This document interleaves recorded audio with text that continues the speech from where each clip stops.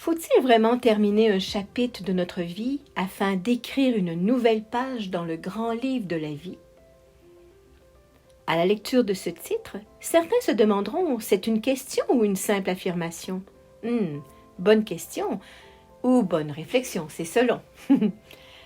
Chose certaine, ce titre tout droit tiré de la dernière méditation canalisée de décembre dernier m'a interpellée et a également suscité chez plusieurs personnes quelques réactions et de la réflexion. On a beau avoir des technologies à portée de main, des connaissances et tout le savoir scientifique pour en connaître toujours davantage sur ce qui nous entoure, il n'en demeure pas moins que nous avons en chacun de nous une force intérieure que l'on a tendance à mettre trop souvent de côté et des trésors de sagesse qui ne demandent qu'à être dévoilés. Il y a tant de vérités qui sommeillent en chacun de nous, à nous de les découvrir. Et si au sein de la vie que nous menons, celle au quotidien qui nous invite à aller toujours plus vite, plus loin pour pouvoir encore plus rapidement courir après le temps, nous nous arrêtions quelques instants, juste un instant. C'est ce que je vous invite à faire en lisant ou en écoutant ces quelques lignes. Et par où commencer? Eh bien par le début, tout simplement. Revenons tous en arrière il y a près de 3 ans ou 36 mois si vous le désirez. À l'arrivée de l'année 2023, il est tout à mon avis important de faire le bilan et un retour sur cette période plus qu'extraordinaire, dirons-nous. L'année 2020, de vibration 4, était proprement dit l'année de l'incarnation, celle qui nous invitait en tant qu'êtres spirituels que nous sommes de nous incarner. Autrement dit, découvrir que nous sommes plus qu'un simple humain ordinaire afin de dépasser les trop nombreuses pensées limitantes et limitatives qui ont jalonné notre chemin jusqu'à ce jour. Ce jour étant venu de passer à l'action et d'aller de l'avant. La vibration du chiffre 4, que nous pouvons associer à l'empereur dans le tarot, nous démontre bien que nous pouvons dans le mouvement et dans l'action nous affranchir et nous réaliser. Étant ni debout ni assis sur le siège, à la droite de la carte, qui représente le futur, il jette un coup d'œil à la gauche, le passé, pour manifester dans la matière ce qui doit être avec franchise et courage. Tout en ayant pris des expériences précédentes, du moins, nous le supposons ou nous le souhaitons. Quant à nous, pris par surprise devant l'ampleur de tout ce branle-bas de combat mondial, nous avons dû nous arrêter, attendre que les réactions de toutes parts se calment, pour finalement nous rendre compte que les choses que l'on prenait pour acquis auparavant prenaient une toute allure ou importance. Plus jamais les choses n'allaient être pareilles, nous devions dorénavant faire les choses différemment, autrement. Voilà une belle invitation pour revisiter le passé et le revoir avec un regard nouveau au moment présent et ainsi pouvoir créer une nouvelle réalité dans un avenir plus heureux. Bien sûr, il est évident et même logique que si nous continuons à regarder en ce moment le passé tel qu'il a été, sans nuance avec ces mêmes souvenirs les uns aussi douloureux que les autres, demain et même après-demain seront à l'image du passé. Est-ce vraiment cela que nous voulons? Puis, 2021, de vibration 5, nous a permis de rêver de liberté, de façon de communiquer entre nous, de s'entendre et d'écouter ce que l'autre a tant à dire. C'était l'occasion pour chacun de nous prendre en main, tout en nommant nos besoins et nos rêves, et continuer de croire que nous sommes co-créateurs de notre vie et non une victime éternelle de la vie. Le pape, dans le tarot traditionnel associé au chiffre 5, nous invite à découvrir ce vieux sage en chacun de nous. Celui-ci a appris de ses expériences vécues, au-delà des pardons et des acceptations, pour ensuite le communiquer ou l'enseigner aux autres. C'est l'invitation pour tous de faire la paix avec soi, d'accueillir les blessures du passé et surtout devenir conscient de notre valeur. Il est tout de même intéressant de voir qu'autant ces quelques années nous ont semblé longues et interminables parfois, autant nous avons eu l'impression que le temps s'est écoulé si vite et qu'il nous filait entre les doigts. Ce coquin! À peine terminée selon les calendriers solaires l'année 2022, de vibration 6, nous en a fait voir de toutes les couleurs et souvent les mêmes. Laissez-moi vous expliquer. En regardant ce chiffre, on pourrait l'associer à un carrefour giratoire qui nous inviterait éventuellement à sortir de la boucle ou du mouvement pour prendre la bonne sortie et être sur la bonne route.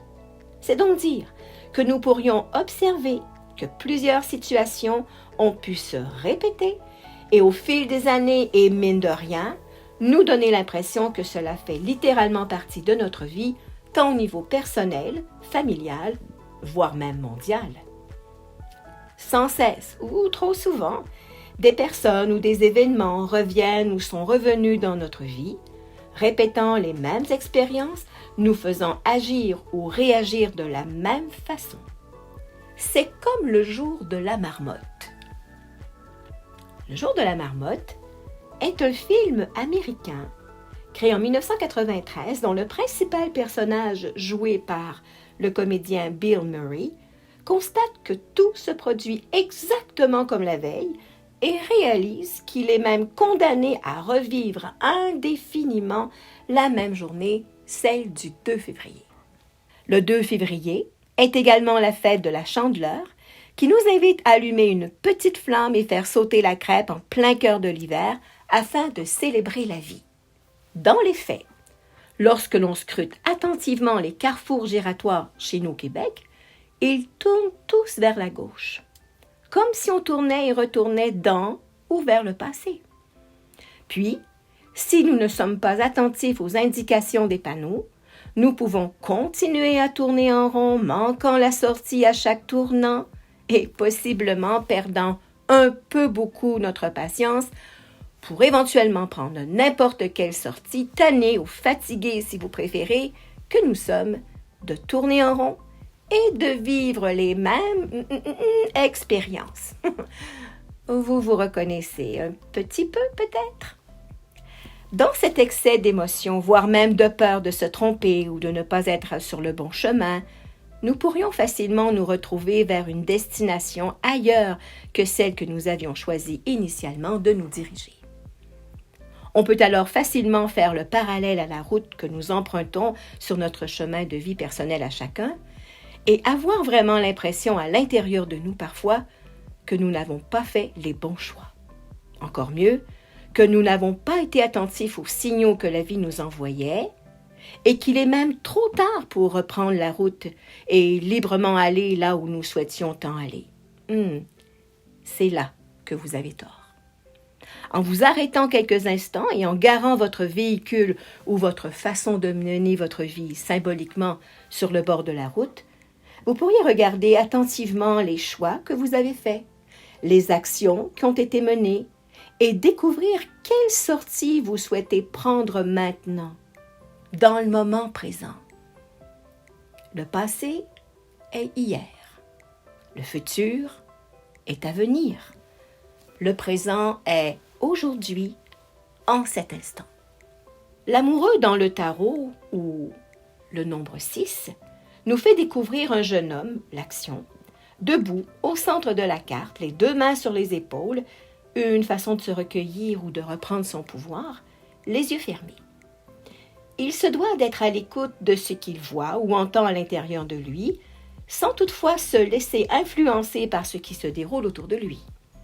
S'il a des peurs ou des résistances dans sa façon d'être, de penser ou d'agir, il saura alors mieux les découvrir pour les transformer en choix ou en force pour sa propre cause. De chaque côté de lui se trouvent deux anges à l'apparence féminine qui, symboliquement, lui demandent s'il choisit d'aller vers la gauche, le passé, le connu, le sécurisant, ou vers la droite, le futur, l'inconnu, peut-être même la fuite. Juste au-dessus de lui se trouve un angelot ou un chérubin associé souvent à un enfant, tout comme l'enfant intérieur, qui est en fait l'âme de chacun de nous, située dans la région du cœur, et qui l'invite avec son arc et une flèche à trancher. Choisir, se décider, assumer ses choix et ses actions. Intéressant tout cela, vous en conviendrez. Et voilà que nous y sommes, vous comme moi, dans cette finale de l'année 2022 de Vibration 6. Et certains d'entre vous auront le goût de dire « Bien voyons, Joanne, tu te trompes, on est bien en 2023 depuis quelques semaines, et enfin l'année 2022 est finie, et que j'avais donc hâte qu'elle se termine celle-là. » Laissez-moi vous expliquer cela aussi. Traditionnellement et encore de nos jours dans certaines cultures, nous savons que la nouvelle année débute à l'arrivée du printemps avec le signe du Bélier, aux alentours du 21-22 mars de chaque année. C'est d'ailleurs la raison pour laquelle nous nommons le mois de septembre, étant lui-même le 7e mois à partir de mars. Oui, allez-y, comptez sur vos doigts et vous verrez bien que cela est vrai. En poursuivant cette réflexion et le comptage des mois, nous voyons bien que novembre est le 9e mois, décembre est en fait le 10e mois. Phonétiquement, on reconnaît maintenant mieux leurs origines. Janvier est alors le 11e, tandis que février, le 12e et dernier mois complet de l'année en cours. C'est d'ailleurs le seul mois de toute l'année qui compte 28 jours, sauf aux années bissextiles bien sûr, le nombre exact du cycle lunaire. Pas vraiment un hasard tout cela.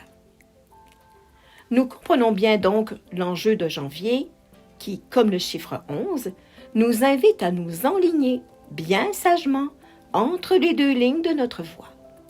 Comme si ces deux 1 traçaient simplement la route ou le chemin qui se déroule devant nous, nous invitant à ne pas ou ne plus dépasser les limites, ni aller trop vite sans regarder où l'on va. C'est d'ailleurs au cours de ce mois que nous avons souvent le désir de prendre des bonnes habitudes pour optimiser notre santé physique ou émotionnelle. Nous avons le goût de garder le cap sur un mieux-être que nous désirons tant trouver ou retrouver après une période en décembre qui nous a très possiblement poussés à faire des écarts ou des excès de toutes sortes. La roue de fortune, 10e arcane du tarot, que l'on peut cette fois associer au mois de décembre, peut aller dans tous les sens si les boulons ne sont pas bien en place, d'où les excès ou dérapages dont je parlais. Place à l'équilibre dans la façon d'aller de l'avant. Voyons-nous rouler sur l'autoroute de la vie, suivant bien sagement la route qui se déroule devant nous, jetant un coup d'œil à gauche, à droite et quelquefois dans le rétroviseur, tout en regardant bien évidemment droit devant nous. Nous avons le choix de rouler modérément selon la vitesse de croisière permise, tout en accélérant à l'occasion le rythme quand les conditions sont favorables. C'est une belle allusion et je suis sûre que cela vous parle.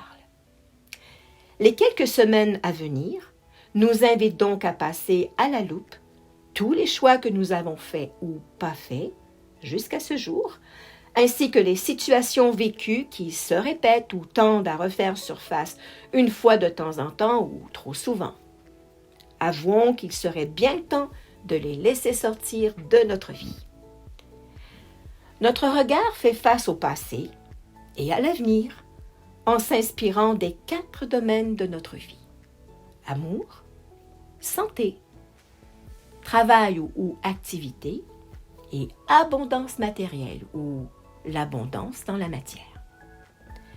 Vivons bien le présent tout en jetant un regard nouveau sur le passé et voyons l'avenir se dévoiler avec espoir et renouveau. Vous en conviendrez bien avec moi. Et il nous faut vraiment terminer un chapitre ou plusieurs de notre vie afin d'écrire une nouvelle page du grand livre de la vie. Cela est pour moi une certitude dorénavant. Bonne route sur les chemins de l'hiver. La suite de cette chronique dans quelques semaines.